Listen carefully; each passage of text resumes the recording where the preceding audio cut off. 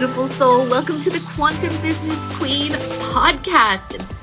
This podcast is a vortex for activating wealth, riches, and boss bitches. It is here that I teach multi-dimensional business.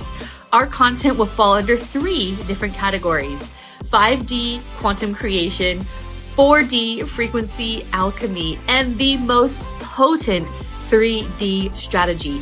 Every aspect of business that contributes to the creation of success is covered here. Plus, I will be personally interviewing the most amazing boss bitches that are at the forefront of the game, paving the way for money, magic, and magnetism in business. Let's get ready to activate all of that within you.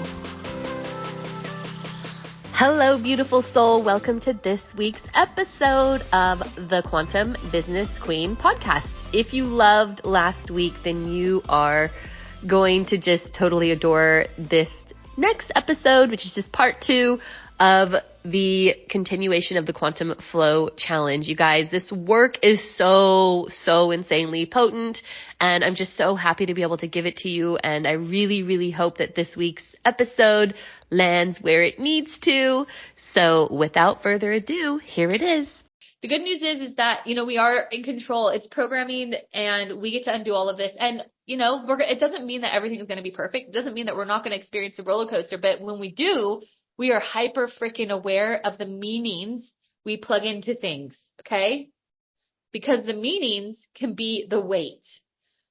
Yeah, but my bank account is this, so I don't feel abundant. This is what I call the evidence distortion, right? Again, your reality is an accumulation of your blocks, distortions, programs up until this point. So then what happens is we look at the evidence that we've created in our reality and we use the evidence to perpetuate more because our ego needs evidence of what's possible. But again, we got to unplug from that world as well, because if we look at the evidence to say, yeah, this is possible or whatever, it's most likely not going to tell you it's possible. Why is that?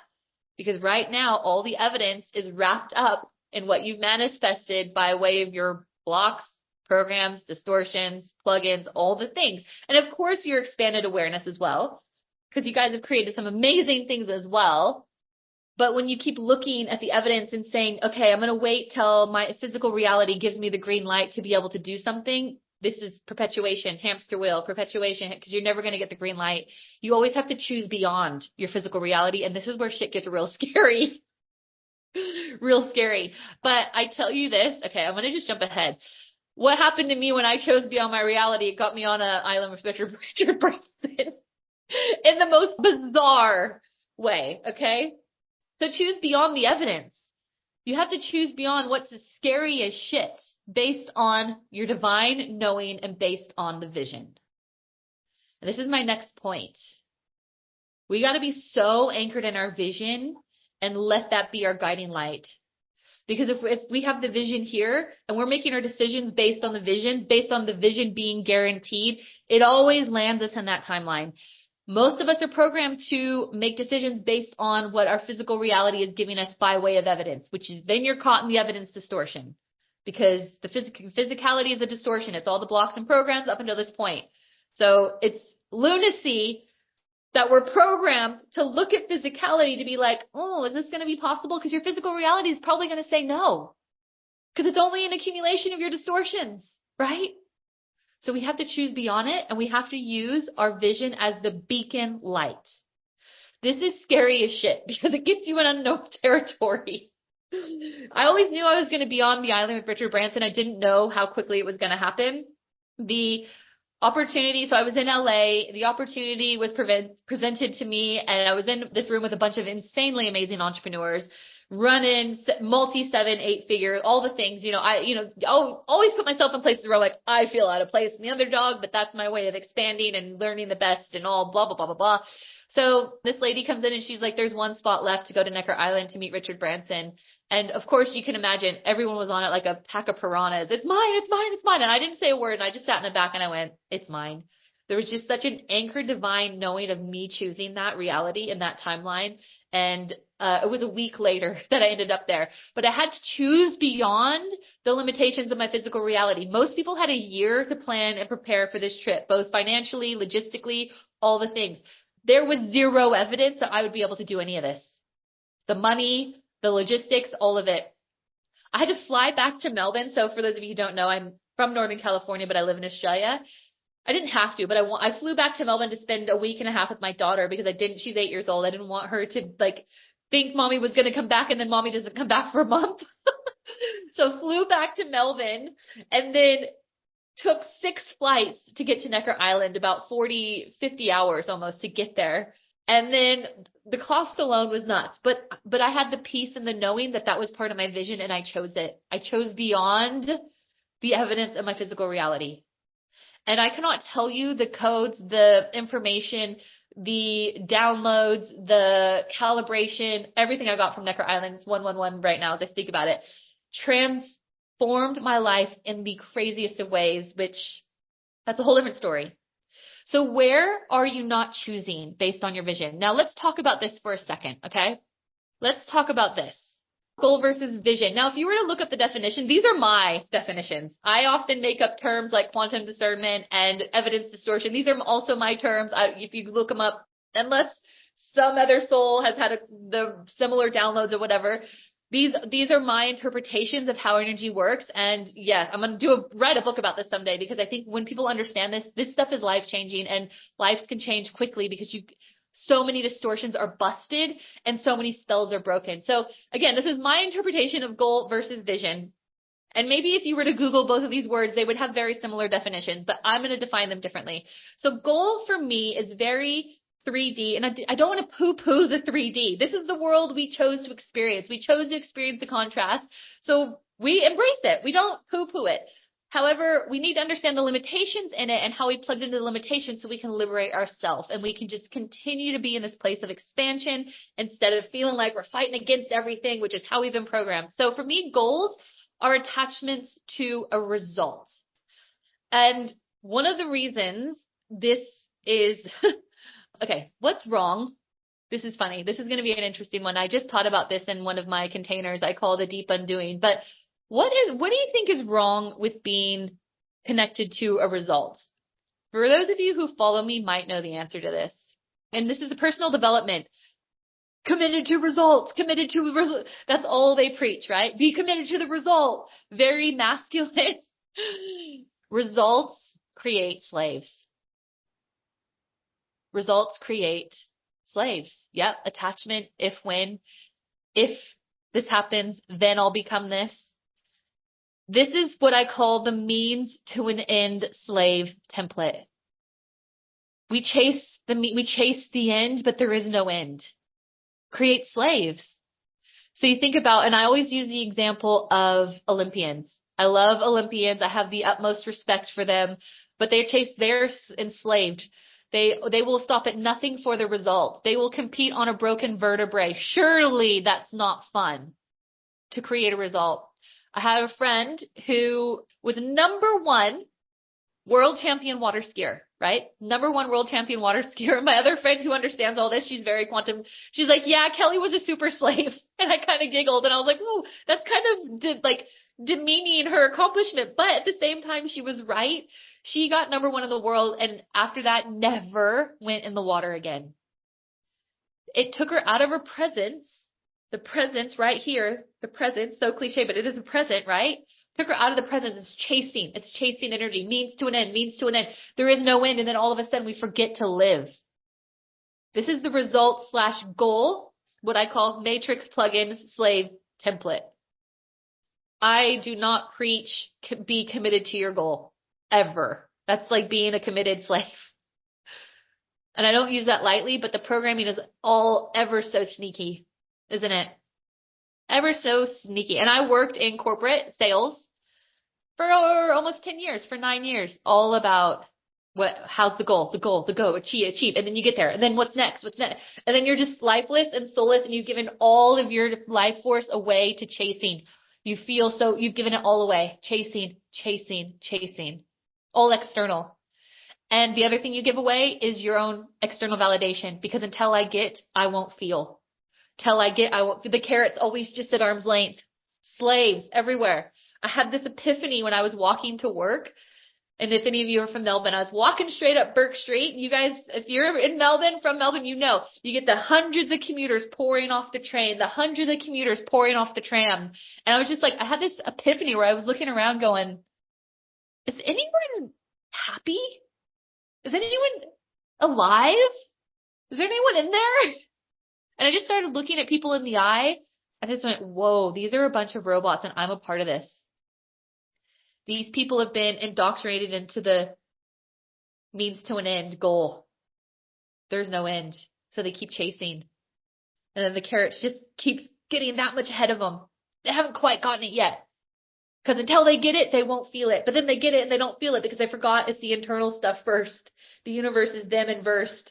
But they are just in this external, committed to the goal. Does this make sense to you guys? Am I explaining this properly? Give me a yes or a no. Yeah, cool. Yeah.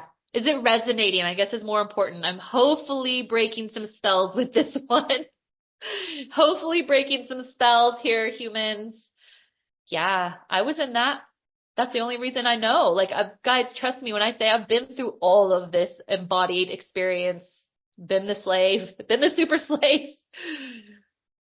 Okay, let's talk about vision. Ooh, feel that word resonate in your body. Vision. I love that word so much. Let's talk about vision. Instead of being committed to a goal, how about being devoted to a vision? That word devotion, just that word devotion in and of itself, that is a pulling toward word, isn't it? I don't want a man or a partner who's committed to me. Commitment feels like, oh, I have to. I have a commitment. It's an obligation. Don't really want to, but it's an obligation.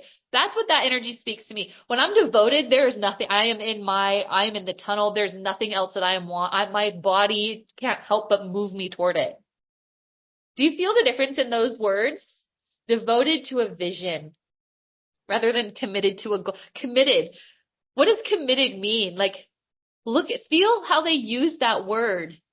Just across across the English language. People don't want to be committed. They don't want to be, but they are. What does that say? They've enslaved themselves. People who are devoted, whole different category. Do you feel the chills of being devoted to a vision, devoted to a mission? Mission, vision, all can be interwoven and into that one. This is where freedom exists, guys. This is where expansion exists because you break out of the slave matrix. The vision is your higher self communicating with you in terms of what is possible. It is your divine knowing. The vision is divine knowing. Goals are very, like, you would tick off the list, yay, and then that makes it mean that I'm successful. Vision is you already are. And you're expanding into more. The vision is you already are and you're expanding into more.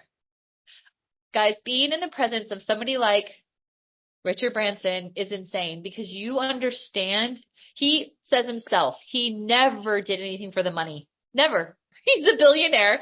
You have a billionaire saying he never did anything for the money. He said he just was obsessed with being in his mind. He was obsessed with always being in a vision.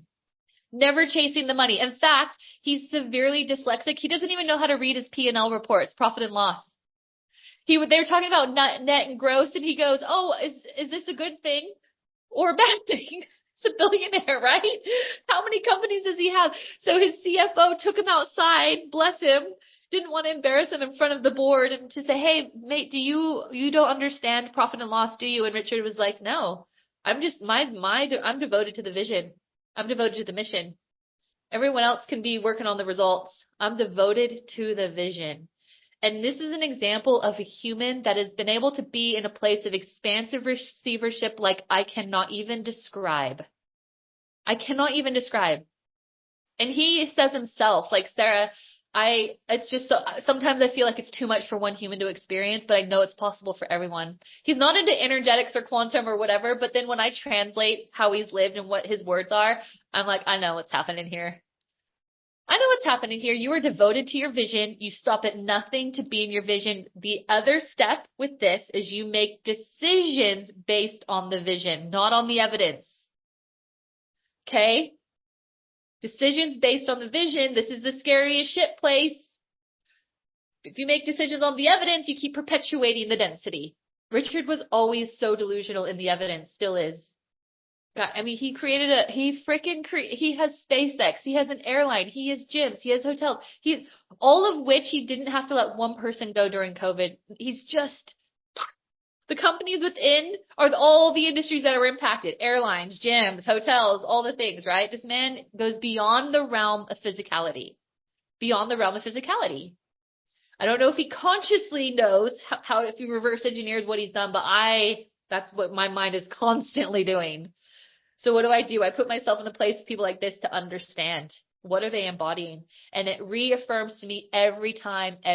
These are people that have been able to consciously, subconsciously, on all the levels, pull themselves out of the matrix and tap in to their divine, limitless ability to create in the most craziest of ways. So are you committed to your vision and tapping into that every day?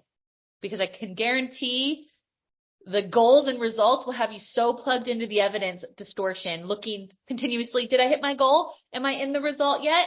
Chasing, carrot. The vision has you in the energy of expansive knowing that it's divine, knowing it's already done.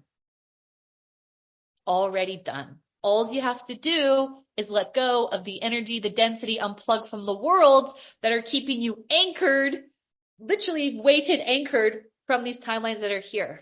Already done. You're devoted to your vision, which means you're just devoted to undoing all the density. And then the hardest part is making decisions based on this vision being done. Because this is where the part where you have to transcend your old blocks. This is the part where you have to transcend your old reality, your physicality, because your physicality will be like, no, don't go into the vision. We don't know if that's real. We've never been in that territory. It feels scary, like I'm going to die.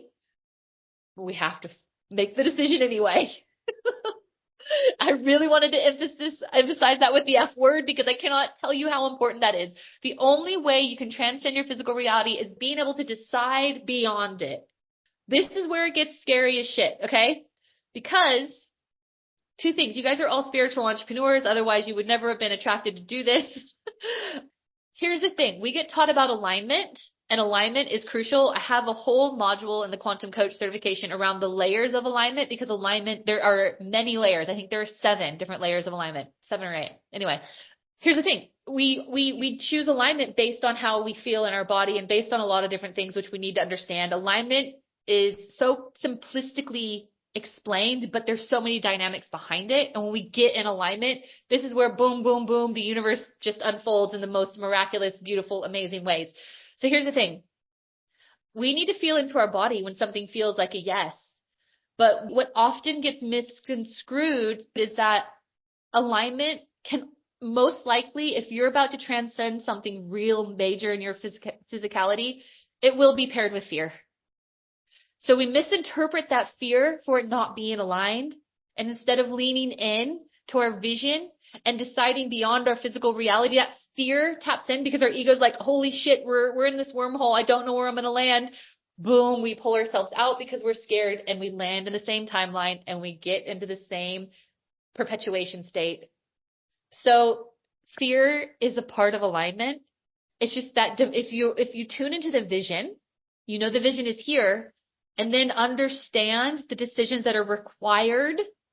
You have to almost logically be able to see it because it's like at some point this will require me to make this decision. If I want to live in this reality, it will come with a decision. Decisions are portals into new timelines.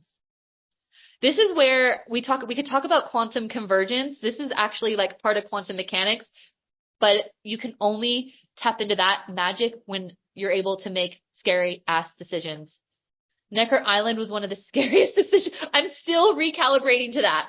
This happened I was there a couple months ago now, and I'm still calibrating to that crazy ass decision that I made. But it's crazy. I made it. I didn't have the evidence that I'd be able to do it, but I get the magical, Sarah, I had a dream about you. I need to work with you. Can I enroll in your business academy? Sarah, I listened to a podcast episode you were on with somebody. I know I live in Ireland. It's super random. I don't know why, but I have to work with you. Boom. The universe starts rolling out the red carpet because I landed myself in that timeline based on the vision, based on the knowing. So if you're in the knowing, you're going to be in the alignment. But if you're chasing the goal, you're never going to be tuned in. You're going to most likely be living out of alignment and resentment, getting sick, having health issues, not knowing why you never quite feel fulfilled because you're chasing goal, means to an end. No end. Forget about what alignment is because I'm so outside of my own body. I'm numb. Only reason I know this is because I was there. There's no shame in it. 9 years. I remember standing up at board meetings going, I hate this. I have to pretend like I love my job. Who are we kidding, right? I worked in recruitment and we got a statistic through that, oh, guys, it was crazy high. And I almost want to, like, the statistic was so high. It was like 80, I think it was 90. I'm going to say 85 to be conservative. 85% of people didn't like their job. And let's be real. If you don't like your job, how can you love your life? Truly. But we're programmed to show up in this, yeah, I love this. This is great. Totally numbed out because we're in the goal. Means to an end, keeping up with the, what is it, Joneses? Car and all the things. And material things are amazing. Don't poo-poo that. But when we get stuck in this chasing result, goal mentality, we give our whole being life away from it. We forget about the vision, our purpose, and our mission, which is just something we get to expand into and undo the things that have kept us from. And boom, all of a sudden we land in these timelines. Guys, one moment I'm in LA, 2 weeks later I'm in Necker Island. That's quite a leap in a timeline jump, right? Had no idea that was going to happen, but I chose beyond it. I planted the seed a while ago and boom, manifested itself. But it scared the shit out of me. There were 2 times I woke up in the middle of the night where I'm like, I need to cancel my flights. This is scary. This is too much. And I was like, no, Sarah, you're fucking quantum. You are a force.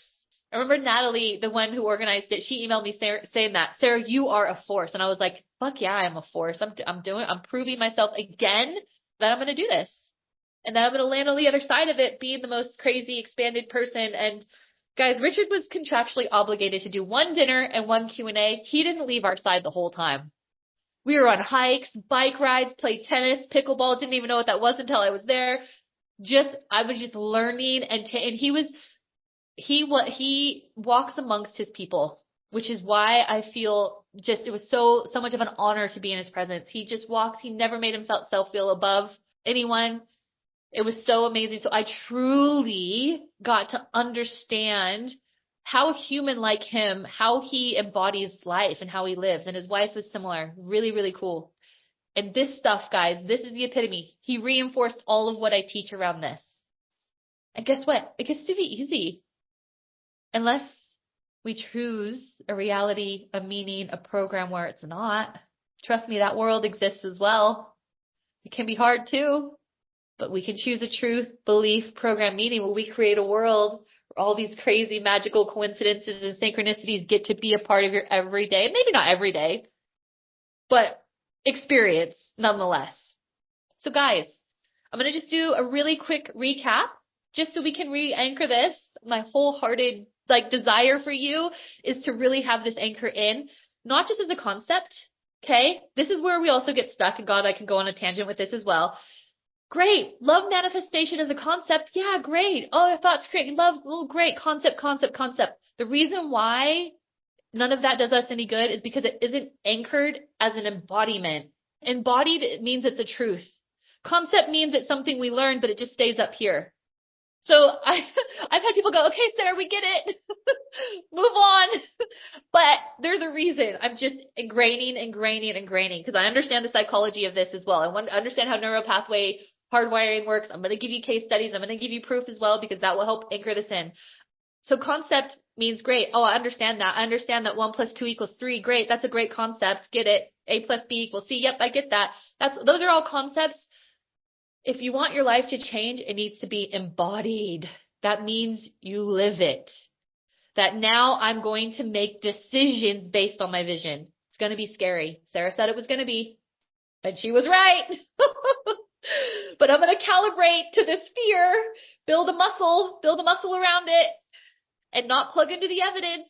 Okay, I'm going to give you one example of me defying the evidence distortion and having it just fucking change my life. Okay. Again, I teach from embodied experience, and I'm going to give you the stories because I want you to have the evidence so your ego can be on board. Okay. Most of us deny ourselves. Okay. Most of us know what we want, but we're denying ourselves access to our vision because we've been too stuck in the evidence.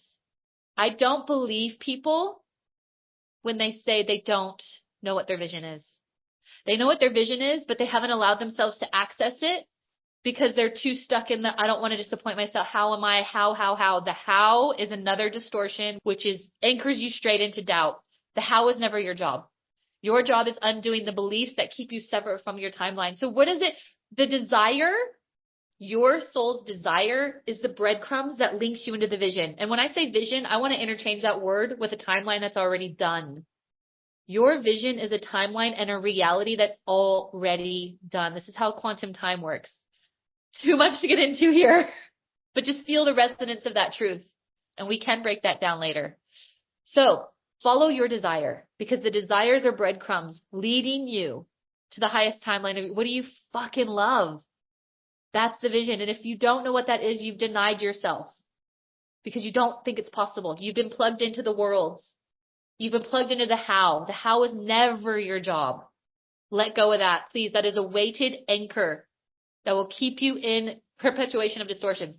Start tuning into your desire, and then allow your desire to show you your vision, and allow yourself to then accept your vision. This is what I call expanded layers of receivership. So Richard Branson is the prime example of what I call an expanded receiver. He saw the vision and allowed it to be true. He had a desire and allowed it to be a possibility. Most of us have a desire, and we've been programmed, so there's no shame around this. Boom, to keep ourselves enslaved. Because we're in goals, we're in the matrix, we're in everyone else's world. Everyone else tried it and failed, so, must be my world, right? No, you create your own. Richard Branson, I'm going to refer to him a million times. You guys are going to get sick of me hearing saying his name. He created his fucking island beyond all the other worlds. Just the man of expanded receivership and possibility. I can't even tell you, but he knows he's human and that we are all the same as him. And just the way he acts is just so beautiful and reaffirming all of that. Yeah. So recalibrate yourself with fear. Ask yourself, know what your vision is by way of the breadcrumbs. The desires are the breadcrumbs leading you to your vision, right? The desire, just allow yourself to be like, I accept my desires. I accept my desires. All of a sudden, your desires create a frequency, which will open up a portal to your vision. If you've denied your desires, you've closed that portal because you've been stuck in the plugins. So no shame in this, by the way, because it's how we're programmed, which is very convenient for a society that wants to create slaves, right? But now it's time to be free. So decisions, you're going to be confused because your decisions are going to be scary as shit, even though they're aligned. Okay? You want to take what I'm teaching you and embody it, not have it be a concept. So embody it means, okay, this is the vision. I know that these are the decisions that are required. That means I need to open new portals by way of choosing. And I know that it's going to feel scary. Sarah said it would be, but now I'm going to make friends with this fear. Knowing that the universe always rolls out the red carpet for you when it's aligned, okay? Richard Branson opportunity came. It was just a peace in my body. That was mine. Peace in my body that it was mine because I manifested it. I knew this was something that happened. And I was there 2 weeks later. Still feeling the calibration of the fear, by the way. But I've made friends with it. What happens though is we feel the fear and we're like, oh, it must be misaligned. Whoops.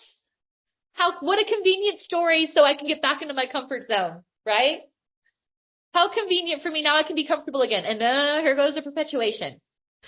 I hope you love this week's episode. Next week, we will be giving you part 3 to the Quantum Flow Challenge. So buckle up because there's more potency to be delivered. And until next time, I will see you then. Thank you so much for listening today, beautiful soul. I hope you got so much gold and were activated in such a way that you could step into your highest timeline of abundance and freedom, because it is more than possible for you. If that desire has been planted in your soul, it is so deliberate. If you wouldn't mind, please rate, review, subscribe to this podcast so that we can get this message into the hearts and ears of more amazing light beings across the world. I would love to continue this conversation with you, so feel free to get in touch on Instagram at sarah.tynan.quantumcoach. If you're a Facebook person, you can find me on Facebook at facebook.com/Sarah Tynan International. And please don't ever forget, if your desire is there, it's because your destiny is there too. You just have to remember who you are. Bye for now, beautiful.